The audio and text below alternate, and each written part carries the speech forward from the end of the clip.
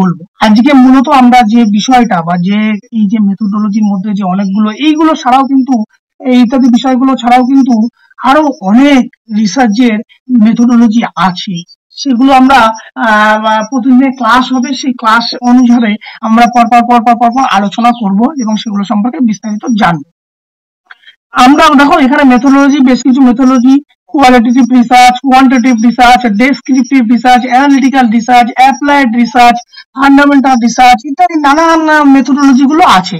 তাহলে এই মেথোডোলজি বিষয়টা কখন আসছে? আগে মেথড আসছে না আগে মেথোডোলজি আসছে? আগে মেথড আসছে, সেই পার্টিকুলার মেথডটাকে তুমি সিলেক্ট করছো, সেই মেথডটাকে ফুলফিল করার জন্য তুমি যে টেকনিক বা প্রসিডিউর অ্যাপ্লাই করছো সেটা হচ্ছে মেথোডোলজি। ক্লিয়ার? সেই আজকের ভিডিও আমরা তোমাদেরকে বলবো। আমি তোমাদেরকে এই ডেসক্রিপটিভ রিসার্চ শুরু করার আগে তোমাদের কাছে একটা প্রশ্ন করি যে ডেসক্রিপটিভ রিসার্চটা কোন প্রকৃতির, কোয়ালিটেটিভ না কোয়ান্টিটেটিভ? কোয়ালিটেটিভ না কোয়ান্টিটেটিভ? হ্যাঁ, কেউ বলতে পারবে ডেসক্রিপটিভ রিসার্চটা কোন প্রকৃতির? কেউ একজন উত্তর?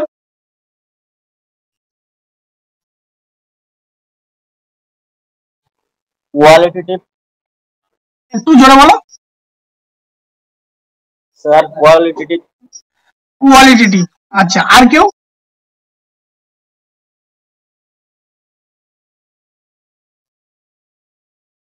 দেখো তোমার এখানে স্লাইডের মধ্যেই কিন্তু লেখা রয়েছে descriptive research both qualitative and quantitative. হ্যাঁ, descriptive research both qualitative and quantitative. Clear? কিন্তু তারপরে দেখো but mostly serve as qualitative. কিভাবে আসছে সেটা আগে আমরা বুঝবো, তার আগে আমরা জেনে নিই ডেসক্রিপটিভ রিসার্চটা কি। হ্যাঁ, ডেসক্রিপটিভ রিসার্চটা আমরা কি তাহলে সেটা যদি জানি তাহলে দেখো ডেসক্রিপটিভ রিসার্চ হচ্ছে কি কোনো একটা পার্টিকুলার ঘটনা, কোনো একটা পার্টিকুলার সিচুয়েশন, সেই ঘটনার বা সিচুয়েশনকে প্রেজেন্ট করা, একদম বর্তমান যেটা ঘটছে সেই ঘটনাটাকে কি করবে, অ্যাজ ইট ইজ, যা ঘটনা আছে, যা দেখছো, যা অবজার্ভ করছো সেটাকেই তুমি প্রেজেন্ট করবে। ক্লিয়ার? আবার এই ঘটনাকে প্রেজেন্ট করা বা কোনো ইনফরমেশনটাকে যখন তুমি কালেক্ট করবে, কোনো একটা ইনফরমেশন বা কোনো একটা যে ওই ব্যক্তিটার বর্তমান অবস্থা কেমন বা এখন বর্তমান দিনে ছেলে মেয়েদের এভারেজ হাইট কত, হ্যাঁ, তাহলে এইভাবে ইনফরমেশন গুলো যদি তুমি কালেক্ট করতে চাও তাহলে তোমার দু ধরনের ডেটা, নিউমেরিক্যাল হতে পারে আবার ক্যাটাগরিক্যালও হতে পারে। যদি তুমি দেখতে চাও যে ধরো কোনো একটা ইনভেস্টিগেশন করতে যাচ্ছ যে আমাদের বর্তমানে ভারতবর্ষের মোট জনসংখ্যা কত। ক্লিয়ার?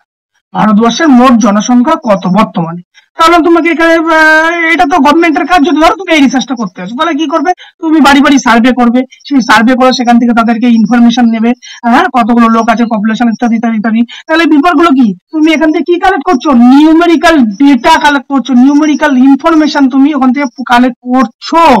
মানে সেই জন্য এই যে কোয়ালিটেটিভ না, কিন্তু এখানে কোয়ান্টিটেটিভ কিন্তু ইনফরমেশন তুমি তাদেরকে কালেক্ট করছো।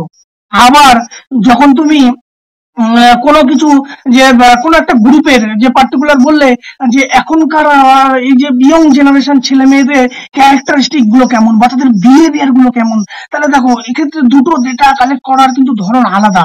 তাহলে কি কোয়ালিটেটিভ, সেখান থেকে কিন্তু তুমি কোনো নিউমেরিক্যাল ডেটা পাচ্ছ, সেখানে তুমি কোয়ালিটেটিভ ইনফরমেশন কালেক্ট করার চেষ্টা করছো। তাহলে এই যে পার্টিকুলার কোনো ঘটনা বা পার্টিকুলার কোনো সিচুয়েশন বা পার্টিকুলার কোনো নেচার বা বিহেভিয়ার এর উপর মূলত ভিত্তি করে একদম প্রেজেন্ট যে ঘটনা ঘটে সেইটার উপর বেস করে যখন তুমি কোনো রিসার্চ করো সেটাই হচ্ছে তোমার ডেসক্রিপটিভ রিসার্চ। সেই জন্য দেখো আমি এখানে লিখেছি in fact of find investigation, it is a fact of finding investigation. মানে কি একদম তুমি যে ঘটনা ঘটছে ইনভেস্টিগেশন করছো, এই রিয়েল ঘটনাটা কি, সেই তুমি কিন্তু এটা ডিপলি কোনো কিছু অ্যানালিসিস করছো না, একদম প্রেজেন্ট সিচুয়েশনটা কি সেটা নিয়ে তুমি কিন্তু আলোচনা করছো। তারপর লেখা দেখা আছে characteristic of individual situation or group, মানে কোনো কিছুর ক্যারেক্টারিস্টিক কেমন, তার বিহেভিয়ার কেমন, বা সেই বর্তমান সিচুয়েশনে সেখানে কি কি ঘটেছিল, হ্যাঁ, সেই বিষয় সম্পর্কে একদম প্রেজেন্ট সিচুয়েশন এখানে এক্সিস্ট অ্যাট প্রেজেন্ট, একদম বর্তমানে সেটার অবস্থা কি সেই সম্পর্কে কিন্তু তুমি ডিটেলসে আলোচনা করছো।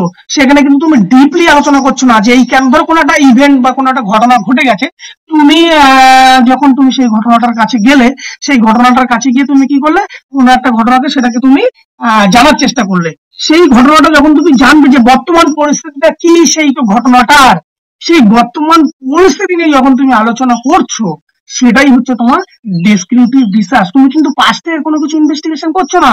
যখন তুমি পাস্টের কোনো কিছু ইনভেস্টিগেশন করবে, সেটা হয়ে যাবে তোমার হিস্টোরিক্যাল রিসার্চ। আবার ইন ফিউচার এই ঘটনার পরিপ্রেক্ষিতে কি কি হতে পারে, সেটাও কিন্তু তুমি আলোচনা করছো না। তুমি কি করছো, অ্যাজ প্রেজেন্ট সিচুয়েশন কি, পার্টিকুলার ইন্ডিভিজুয়াল বা পার্টিকুলার কোনো ঘটনা, পার্টিকুলার কোনো গ্রুপ, তাদের বর্তমান অবস্থাটা কেমন, সেই প্রেজেন্ট সিচুয়েশনটাকে যখন তুমি বর্ণনা করবে, তুমি কিন্তু খুব ডিপলি আলোচনায় যাচ্ছ না যে কেন ঘটেছিল বা এই ঘটনার ফলে কি কি হবে ইত্যাদি বিষয়গুলো না। একদম প্রেজেন্ট সিচুয়েশন যখন তুমি কোনো কিছু নিয়ে আলোচনা করবে, সেই প্রেজেন্ট ঘটনাটাকেই আমরা কি বলবো, কোয়ালিটেটিভ রিসার্চ, সরি প্রেজেন্ট সেটাকে আমরা কি বলবো, ডেসক্রিপটিভ রিসার্চ। তাহলে এই ডেসক্রিপটিভ রিসার্চের মেন পারপাস কি, একদম অ্যাজ ইট ইজ, যা সিচুয়েশন যা ঘটবে বর্তমান সময়ে, সেটাকেই তোমাকে প্রেজেন্ট করা, ডিপলি কোনো কিছু অ্যানালিসিস করা হবে না। ক্লিয়ার? সেই জন্য তখন লেখা আছে it answer the question what is.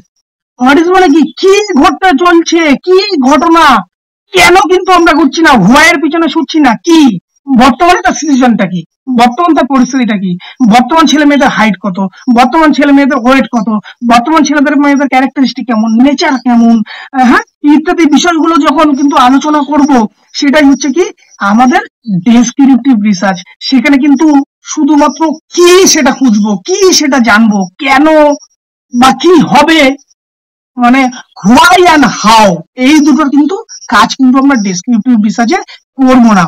Descriptive রিসার্চে কি করব, শুধুমাত্র আমরা বর্তমান প্রেজেন্ট সিচুয়েশন নিয়ে আমরা সেটাকে নিয়ে জানবো বা জানার চেষ্টা করব। ধরো তোমাদেরকে একটা এক্সাম্পল দিই, ধরো যে সিনেমা দেখেছো, কোনো একটা নতুন সিনেমা যখন রিলিজ হয়, রিলিজ হওয়ার পরে সিনেমা হলের বাইরে বেশ কিছু সাংবাদিকরা কি করে, রিভিউ নেয়, সিনেমাটা কেমন, হ্যাঁ, তাহলে একদম প্রেজেন্ট রিভিউ যেটা নিচ্ছে হল কালেকশন। বা ধরো কারো একটা এক্সাম, তোমরা ওই যে পরীক্ষা দেবে, সেই এক্সামটা হয়ে যাওয়ার পরে আমরা প্রশ্ন হয় না এক্সামটা কেমন হলো, তুমি ভালো খারাপ বললে, তাহলে ওই যে এক্সামটা কেমন হলো যে তুমি জানছো, কেউ যদি বলে ভালো, তাহলে ওই ভালোটা হচ্ছে তোমার ডেসক্রিপটিভ রিসার্চ। এবার কেন ভালো হলো, বা কেউ যদি বলে খারাপ, সেটা তোমার ডেসক্রিপটিভ রিসার্চ। এবার খারাপটা কেন হলো, সেই হোয়াই এর পেছনে কিন্তু আমরা এই ডেসক্রিপটিভ রিসার্চে যাব না। ক্লিয়ার? ডেসক্রিপটিভ রিসার্চ কি, একদম সিম্পল বর্তমান সিচুয়েশন, বর্তমান প্রেজেন্ট কোনো ঘটনা, কোনো ব্যক্তির বা কোনো গ্রুপের বর্তমান যে পরিস্থিতি, সেই পরিস্থিতির উপরেই যখন আমরা কোনো রিসার্চ বা গবেষণা করব, কোনো কিছুকে এক্সপ্লেন করব, সেটাই হচ্ছে ডেসক্রিপটিভ রিসার্চ। ডিপলি আমি অ্যানালিসিস করব না। ক্লিয়ার? এবার দেখো আমি পরের কিছু জিনিস মাথায় রেখেছি, পয়েন্ট টু বি নোটেড। এই বিষয়গুলো তুমি অনুযায়ী যদি ডেসক্রিপটিভ রিসার্চটাকে মনে রাখো, তাহলে আর ভুলবে না। এটা কি বলেছি, it gather data on the basis of opinion, way, view, observation at present.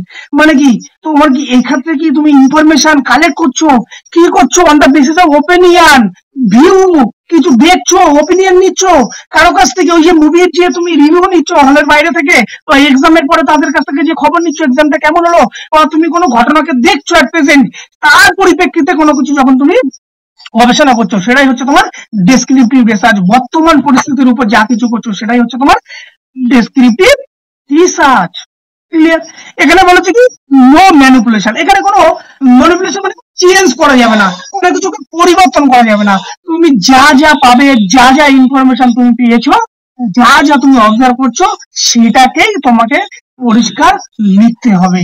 সেটাই হচ্ছে তোমার ডেসক্রিপটিভ রিসার্চ।